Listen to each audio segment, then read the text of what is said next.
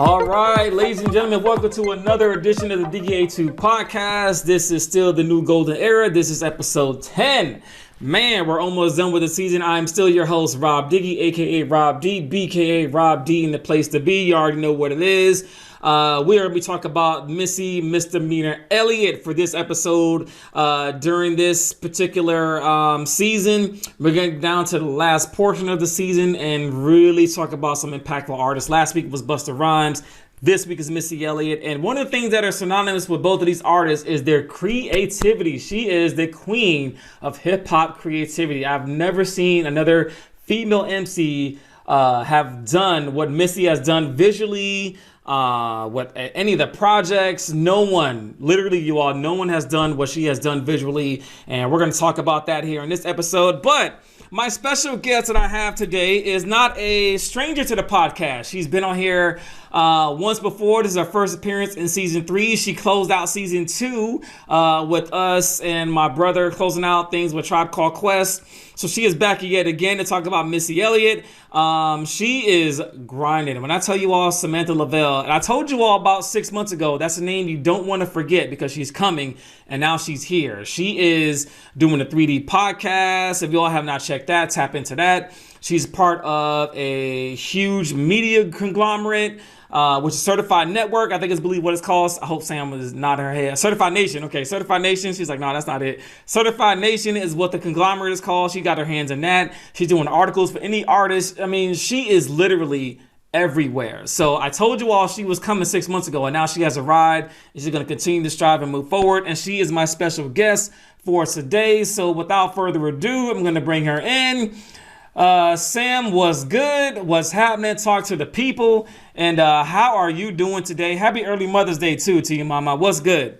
Oh, thank you so much. Proud to be here. Just, feeling good. It's a beautiful Saturday and, just the way the movement is going. This is a beautiful thing got going on here. Word. Well, I appreciate you coming back, showing your expertise in hip hop one more time for the audience. And of course, shout out to OG Tech. OG Tech will be on next week for Outkast. So it's all one team, one mission. So showing love to OG Tech and his movement. And Sam did an interview with OG Tech, you guys. So definitely going to have that plugged in for you all. Check that out. A great interview, lots of energy. Talked about lots of different things and topics within our community, entertainment, and just being a black person in America. Talked a lot about that. But without further ado, we're going to jump into this interview about Missy Elliott. Now, one of the things that I realized as I was doing my studies for this episode is Missy is one of the most celebrated and awarded hip-hop MCs of all time. She has over 100. Let me say it one more time. She has over 100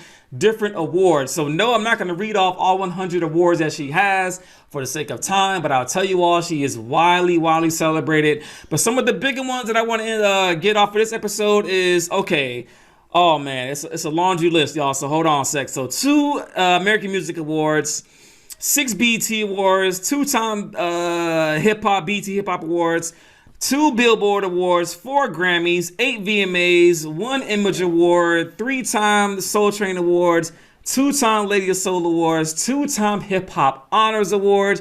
She's the only female MC to receive the VMA for the Michael Jackson Video Vanguard Award, the only female MC to do that.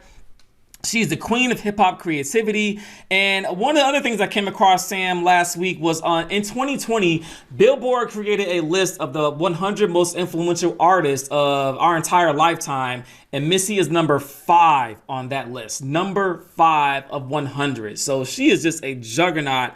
And I'm telling you all, when you think about creativity and you think about hip-hop, those 2 words are synonymous with Missy Misdemeanor Elliott, and I am so happy to talk about her. The 2 albums that she dropped in the time period of the new golden era is the one that I'm wearing today, the Super Duper Fly. Came out in July of 97, so we already know what it is. Busta Rhymes starts the album, Busta Rhymes ends the album. Then you got Hit 'Em With the He, Sock It To Me, The Rain, Beat Me 911, They Don't Wanna Fuck With Me, Pass the Blunt. All those great songs on there. And then a couple of years later, In June 99, she came up with The Real World, which was Beat Biters, All on My Grill, Dangerous Mouths with Redman, which was a dope joint, Hot Boys, a Hot Boys remix with Nas and Eve, which was actually #1 on the charts for a long time, actually. Stickin' Chickens, which is with baby girl Aaliyah and the Brat. The video that I like, She's a Bitch, when she got the bald head and she's got like the whole crazy visuals. And then the other one I like is You Can't Reset, which was a Juvenile and BG. So all of those things happen within these 5 years of hip hop. And the other thing I want to mention to the audience is, if you were not around in the late part of the 90s for Missy, as she was coming up through the entertainment business, she would probably... I know there's a lot of MCs that I talked about were the most anticipated, Nas, Snoop Dogg, but Missy, you guys, her album dropped in 97. I don't know if you all remember 1996, or those of you who are old enough to remember, excuse my age a little bit, but I was around in 96, and Missy was everywhere in 96 before she even dropped an album. So I wanted to showcase that a little bit too, because before she even dropped her album, she was on Things You Do, the remix with Gina Thompson. She was on Stilo with 702. She was on Cold Rock the Party with MC Light. She was on the Can We joint with SWV. She was on Not Tonight with Lil' Kim. And she was on You Don't Have to Worry remix, which was that New Edition joint. She was on that remix too. And this was in 1996. So she is... To me, I would consider Missy probably the most anticipated MC to ever come out. Not to count all the work she did prior to all that, which me and Sam have a conversation about before all this with Jodeci and all that stuff, all the other albums that her and Timbaland were working on. Her and Timbaland are high school friends from Portsmouth, Virginia. It's just, man. So let me stop talking and let the lady of the program get on here a little bit, because I'm just so excited to talk about Missy. I love Missy Elliott, yo. Like, she's just so creative. But I'm gonna pass the mic over to Sam. Sam, once again, good afternoon. And when you think about Missy Elliott, what is her impact on hip hop? Oh man, her impact, she's showing, this is a woman #1, and her impact was her lyrical content, her creativity. She was showing you can keep your clothes on. You don't have to be the most glamorous. You can just come with it. She just has such a creative mind, down from her writing, her production. The woman even dances. I mean, she's literally a female jack of all trades. I mean, she embodies hip hop and the creativity. I mean, she's like a revolutionary, because she's come up with some things that have never come out before. So my hat's off to Miss Missy Elliott, man. No question. I mean, when you think about her visuals, now we're talking about in the late 90s, but when I first saw Missy's video, I Can't Stop the Rain, I was like, who, like a garbage bag? Like, I was like, what the hell? Like, who would even think about that stuff? Missy is just, she's just so left field. And then I love, like, I was watching a lot of the videos throughout the week. Beat Me 911, when she's got like the like kind of like the dolls, kind of sort of with the little things on their arm. Like, who would think of that? And then you watch Sock It To Me with the kind of like the Mega Man video, going back to the Mega Man carts video game. And I'm just like, yo, and then you got little Kim in the video too. And she's just so creative, man. And what she's done for hip hop is unmatched. So when you think about that, Sam, and her creativity, one of the things you touched on that I want to hit on is her being a strong Black woman. She wasn't showing off her body. And not a lot of MCs, not a lot of female MCs were really doing that in the 90s or late 90s, except for Lil' Kim. To me, Lil' Kim was the only one, Foxy Brown maybe. Right. But that part of hip hop really didn't kind of kick off until later, but she kept all her clothes on. She was creative. And I want to know, what does that mean to you as a lady in the industry, to be a creative genius and not have to show your skin and all that? How does that resonate with you in your industry also? How's that work with you? Yeah, that meant a lot to me because when that came out, when that, The Rain, when that Super Duper Fly came out, I was like 16 years old. And, most teenage, girls, they're impressionable, so she came out with that. I'm like you said, this woman here is in a garbage bag, but she all twisting and turning like she was almost rocking the bag. Like, I'm on the runway with this. This is me, and then I appreciated, she tapped into the old school, she used that Ann Peebles sample for that, that Can't Stand the Rain. I'm like, wow, I've just never seen nothing like that before, like the garbage bag. It just resonated with me, because she was okay with being creative, doing things that have never been done before. Like I said before, she wasn't trying to be glammed up. She was just creative with it. So it was showing that, you can come out there, do what you want to do, tap into your creative self and just run with it. So it means a lot to me, even to this day. Absolutely. And to go along to your point, to the young Black girls that resonate with Missy, Missy was not a supermodel. Missy was a plus size woman, but it didn't matter. To me, it didn't matter. She could rock it. She was a dark skinned sister. And everybody knows that, colorism is real in the Black community. Let's just put it out there. It's real. But, back in the day when I was even growing up, being a dark-skinned cat, we got looked over, man. Light-skinned dudes was in back in the day, man. Let's just call it what it is. I'll be sure. I'll be sure. Like, brothers like I'll be sure was killing brothers like me back in the day. But she a dark-skinned sister, a plus-size woman, and didn't care. Like, all of that. Like, and I think that's so beautiful because there's other young Black girls that can look at Missy and see what she's accomplished and not have to compromise who they are. It's absolutely just genius, and genius with the music. So I want to talk about the production side of the house with Timbaland. Timbaland was making some beats, and you would be like, what in the, like, where did that come from? So, Sam, let's talk about the musicality, the sound of Missy's music. Even though her and Timbaland were partners in crime in making music, but Timbaland would making some beats, you would be like a double time kind of beats and just trailblazing. And I think it's still, you could rock a lot of that music today. So on the production side of the house, the musicality of it, what is your impression of that with Timbaland backing Missy with those beats to go along with her creativity? Oh my God. Like, when I first kind of touched in with Timbaland, one of the ones was that Aaliyah, that One in a Million. So when that first came on, I'm sitting back like, and rest in peace to Aaliyah, by the way. That's why I had to get on Aaliyah-esque because, her and Missy were best. Her and Missy were best friends and everything. So I had to represent for that, but that video came out there, and when it first come on, you got Aaliyah, on the hood of the car. You got, Timbaland and Missy just kind of sitting there in the car, and then, it starts to come on, and I'm like, what kind of beat is this? I've never heard anything like it. It was definitely futuristic. I mean, just how, like, the melodies, and it was just different. It was almost, you had the cartoonish stuff kind of in it, and it was like almost like a video game. You had a mix of all of this stuff. I'm like, where did this come from? But I love it. Can we keep doing it? So that helped, I think, pave the way for Aaliyah. It helped her move up another level. Absolutely. And then it made people interested in like, okay, who are these two people in the hood sitting in this car? Like, we need to tap in with them, So yeah, not to mention the gentleman that shot a lot of those videos, Hype Williams. So shout out to Hype Williams as well too. With coming up with and seeing Missy's visions and making them come to life. So I know Hype doesn't get a lot of credit for that, but Hype Williams definitely deserves a lot of credit with the visuals, being behind the scenes, making a lot of those ideas come to life. So shout out to Hype Williams for sure.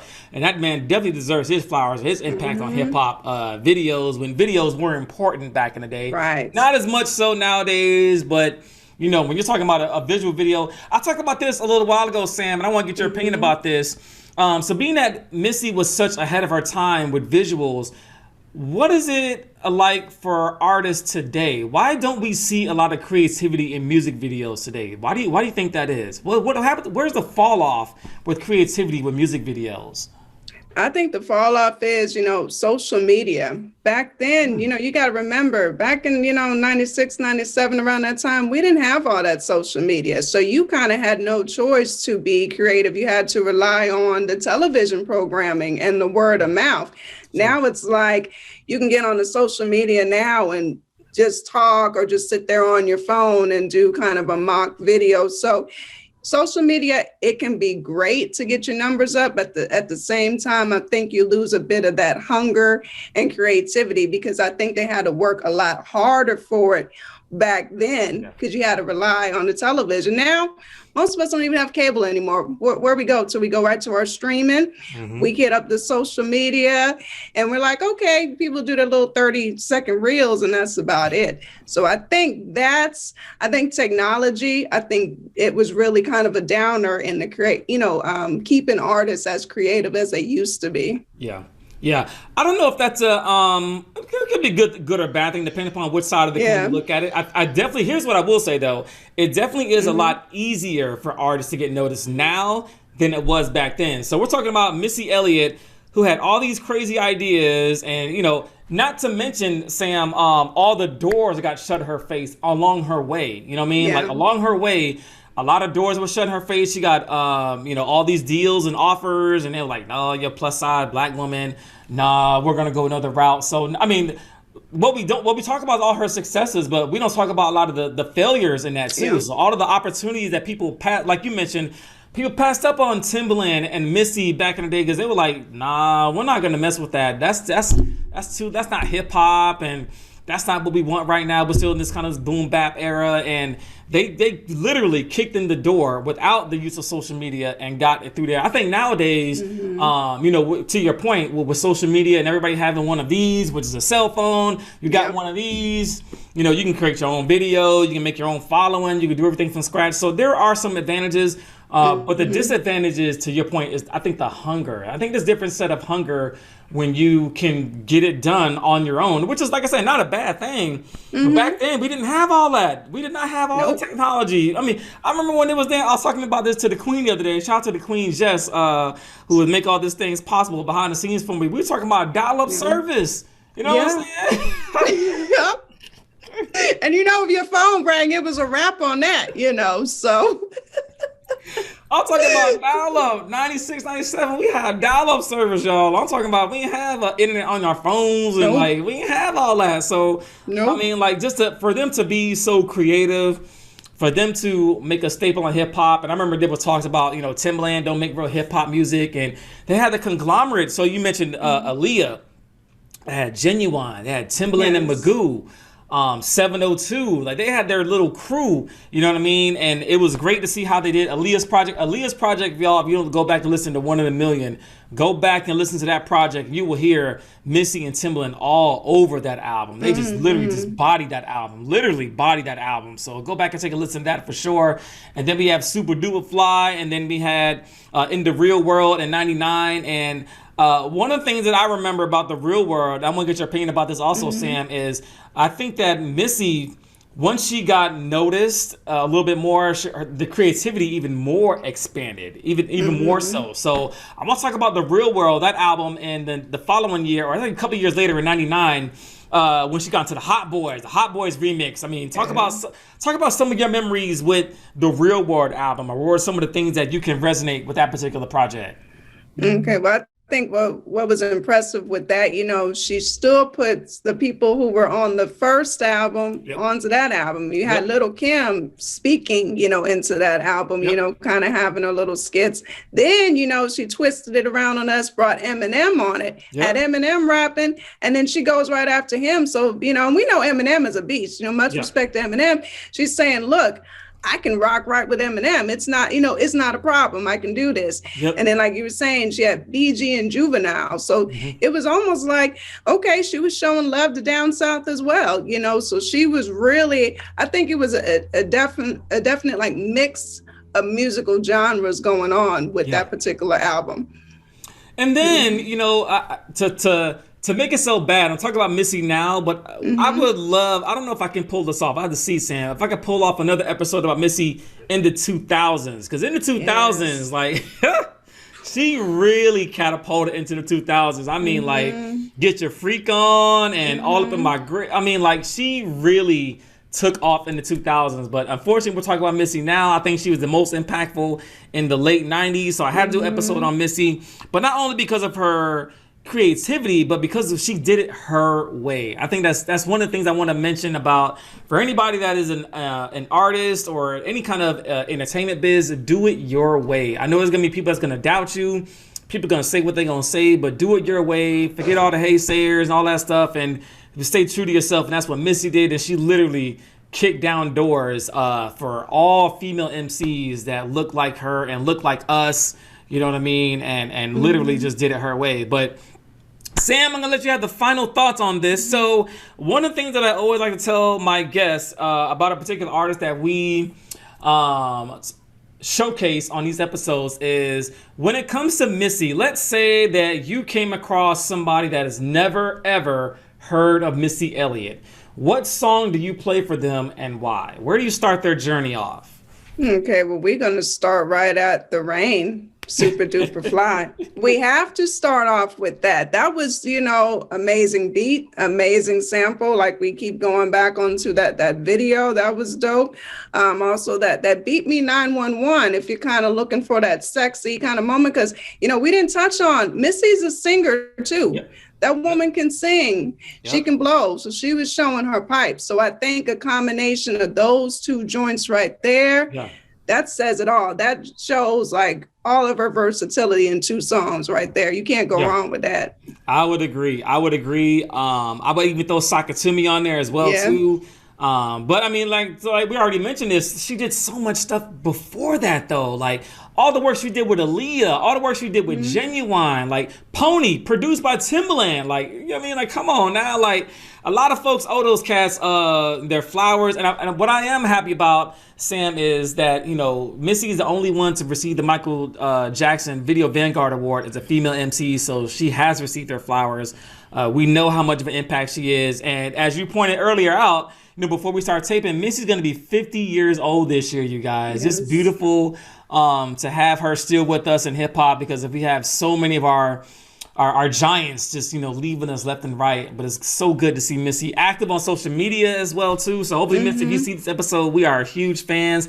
So glad to have you here still with us and still rocking the culture of hip hop, keeping it alive. So it's been great. But Sam, we got to start wrapping things up.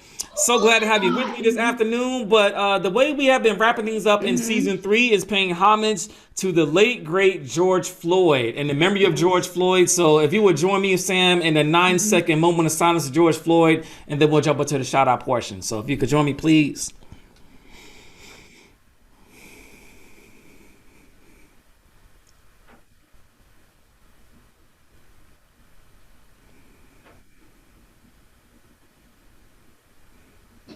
Amen. Amen to George Floyd. Amen to everyone that we have lost through the social injustice. Let his soul continue to rest in peace. But the lady in the house, the floor is yours. Who are your shout outs going to, Sam? You know how this works. It's your second appearance on the Diggie A2 platform. So glad to have you with us. I forgot to mention this also, you guys. Sam is an extension of our One Team, One Mission. So shout out to OG Tech for creating such a extraordinary platform for us to network. And I wouldn't have not had the chance to meet Sam if it wasn't for OG Text. I want to get it out there first before Sam goes. But Sam, the floor is yours. Who are your shout outs going to this week, Mama? Oh, well, I definitely got to shout out to you and the Queen. You both are great, phenomenal people who are, doing your thing, in this whole movement, in this independent artist movement, also showing that, people in our generation, we can tap into the older music and the new music, we're at that perfect age. We're the middle child, yeah. We're the middle children, so we got it all. So, definitely shout out to you all. Thank you. Oh, no problem. OG Tech, the Don, like you said, he's been doing this for a very long time. About time he got his flowers, people slept on him, but you know what? for bringing everybody together, coming full circle, and that one team, one mission. I definitely got to shout out the Certified Nation Entertainment crew. Right. You know, so many of us in there, you know, definitely, you know, City the Great, the CEO, you know, he had a dream of bringing people together, making it an honest company, no shady deals or whatever, just, you know, bringing artists education out there, supporting independent artists. So shout out to him. Just shout out to everybody who's just been rocking with us and supporting it. You know, many independent artists out there. There are so many I would name. We'd be on here all day, but y'all know who you are. If you all have been on any of my social media, you know I love you, and, you know, definitely have your back. And Right. I'm not sleeping. You know, this is you know, I'll sleep later on. Right now, you know, I'm just grinding hard, you know, for this movement. It means a lot. Means a lot to me as well, and the Queen. So shout out to you, Sam, and shout out to everything that you do. You do so much, and I knew you. And one of the things I'm going to tell everybody is when she was on the Tribe Called Quest episode, you all can go back and watch that. I knew she was coming. I knew she had something special then, but I had no idea 6 months later that she was going to be what she is now and what she's getting ready to do even more. So shout out to you, Sam. You are a queen in this industry. Thank you so much for being the voice for the voiceless when it comes to independent artists. If you're an independent artist and you're watching me right now, tap in with Samantha Leavell. I don't care how you do it. She's easy to find. She's on social media. She will engage with you when she has the time. If you just send her a DM, she will get back to you when she has the time because she's so busy. She will never shut the door in your face, but she will give it to you honest. She'll give it to you straight. And if you're even thinking about being a rapper, a singer, or any kind of influencer, just tap in. It's all about tapping in and tapping with her. She is completely genuine, and I love to have conversations with Sam and me and OG Tech and Hash. Shout out to all of our team. So definitely shout out to them fellas. Shout out to my family. Shout out to all the mothers out there. I know it's going to be past Mother's Day, but happy Mother's Day to all the moms that are watching. Shout out to my mom. Mom, I love you. Happy Mother's Day. My mom watches every single week. So shout out to you, Mom, and critiques me like, oh, Rob, you should have did this. You just did that. I'm like, hey, Mom. Like, okay, I got it. Shout out to moms and shout out to my family. And shout out to all of our future graduates coming up. A lot of the graduation season coming up. So lots of graduations that are going to start coming around this season. And congrats to all the classes 2021 is getting ready to step across the stage here in the next couple of weeks. Extraordinary things going on across our United States. So that's all the time that we have for this week. Now, next week, I need you all to tap in. Next week, we're talking about the iconic Outkast. And that's going to be very personal to me because I am from the city of Atlanta, Georgia. So I cannot wait to talk about Outkast next week. I'm going to have OG Tech the Don to come on board with me. So if you're a fan of OG Tech, this is going to be an episode you do not want to miss to talk about the iconic Outkast. I'm sorry. So that's what we talk about next week. But that's all that we have for today. So I bid you all adieu. So shout out to all of our followers, supporters, and fans. Shout out to Sam Leavell. Shout out to Certified Nation Entertainment Network Conglomerate, her 3D podcast group. And of course, and as always, shout out to hip hop music, hip hop culture. All right. See you guys next week. All right. 100. Peace.